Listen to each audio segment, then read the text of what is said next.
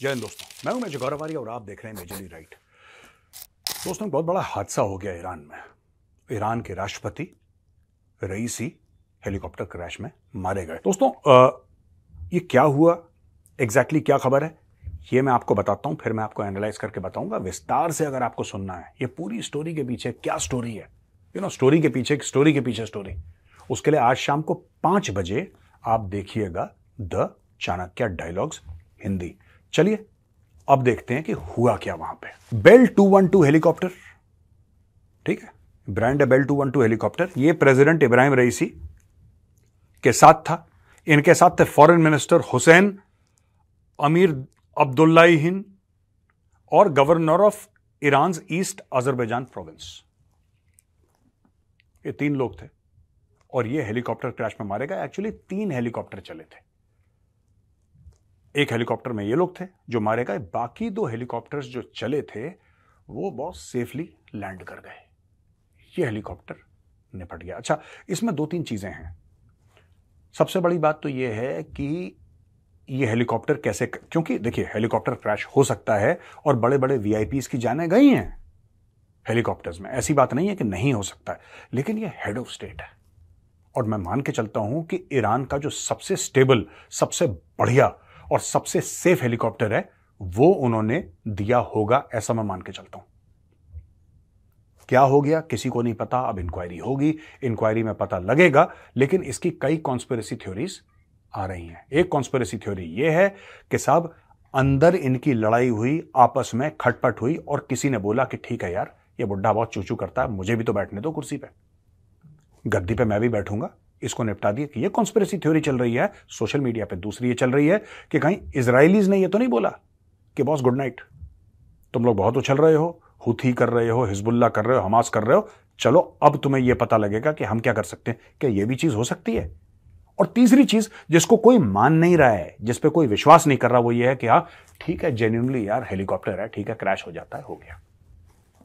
थोड़ा मुश्किल होता है विश्वास करना। अकेला हेलीकॉप्टर जा रहा है मैं समझ सकता हूं, 3-3 हेलीकॉप्टर जा रहे हैं, बाकी 2 हेलीकॉप्टर्स को कुछ नहीं हुआ, जैसे उड़े वैसे ही लैंड कर गए। अगर मौसम खराब था तो तीनों हेलीकॉप्टर्स के लिए खराब होता। अगर मौसम खराब था तो तीनों हेलीकॉप्टर्स के लिए खराब होता। अच्छा, एक और बात है, ये जो हेलीकॉप्टर है वियतनाम वॉर एरा के हैं, ये 70s के हेलीकॉप्टर है।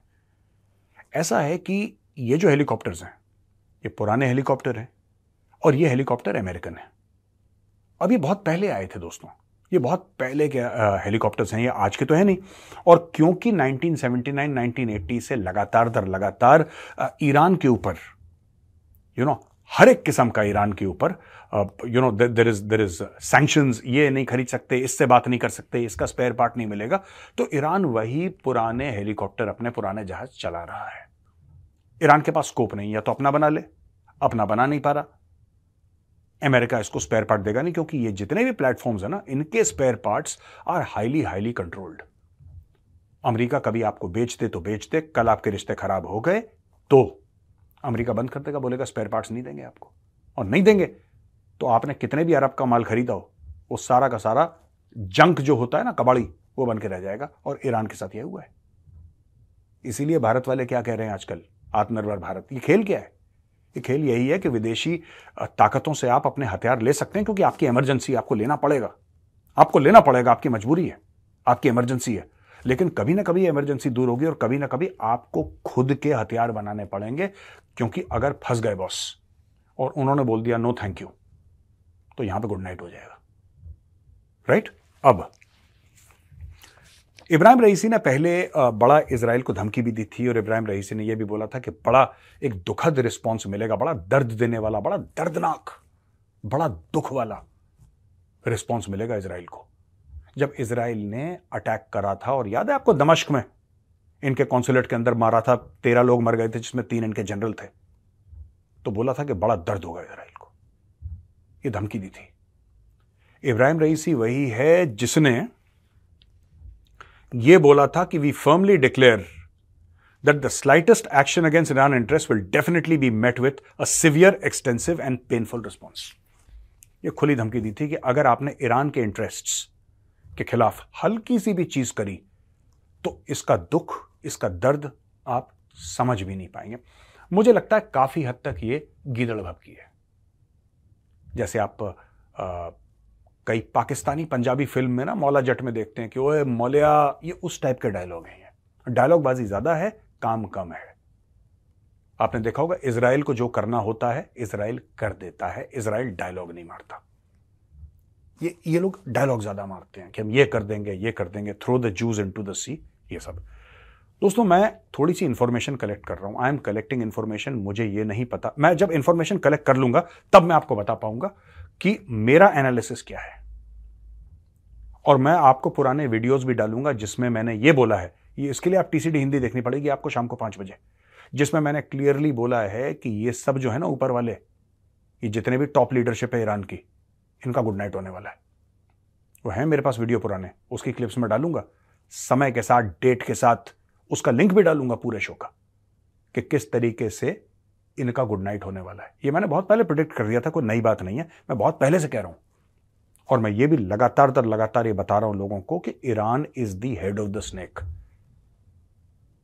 जो नाग है ना, जो सांप है जो डस रहा है सबको, उस सांप का जो सर है वो ईरान है। ये हिजबुल्ला और हमास और हुथी, ये सब बच्चे हैं छोटे छोटे, ये सब बच्चे हैं, सपोले हैं। ये सांप ईरान है। और खासतौर से ईरान के वो मौलवी जो मौलाना ऊपर बैठे हैं, जो पूरे देश को चला रहे हैं, वो those are the real culprits. अब ये देखिए, इजराइल ने उनको बोला कि ईरान ने जो हमारे ऊपर मिसाइल दागी हैं, जो पहले की बात है, वो हम नहीं बर्दाश्त करेंगे, हम भी जवाब देंगे। ठीक है, तो ये कर दिया। अच्छा,